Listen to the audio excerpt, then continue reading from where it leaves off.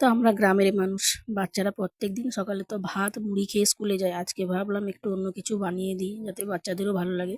তার জন্য নিয়ে নিয়েছি ময়দা একটা ডিম ফাটিয়ে দিয়েছি আর দিয়েছি গাজর কুচানো, কারণ বাচ্চারা তো সবজি খেতে চায় না, এইভাবেই সবজি খাওয়াতে হয়। গাজর দিয়ে দিয়েছি, পেঁয়াজ আর সামান্য পরিমাণ একটু কাঁচা লঙ্কা দিয়ে দিয়েছি, দিয়ে একটু সামান্য লবণ দিয়ে দিচ্ছি।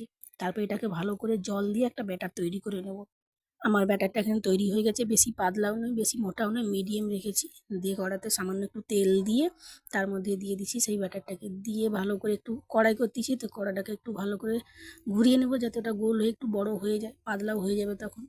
তো এটা করে নিয়ে তারপরে ভেজে নিচ্ছি, দেখো কেমন হয়। আর এদিকে আমার এক পিঠ হয়ে গেছে ভাজা, এবারে আমি এটাকে ভালো করে লৌটি দিয়ে তারপরে আমি এখানে দিয়ে দেবো তেল। উপর থেকে আবার একটু তেল দিয়ে দেবো যাতে ও পিঠটাও ভালো করে ভাজা হয়ে যায়। দেখো আমার এখানে ভালো করে ভাজা হয়ে গেছে, তুলে নিচ্ছি।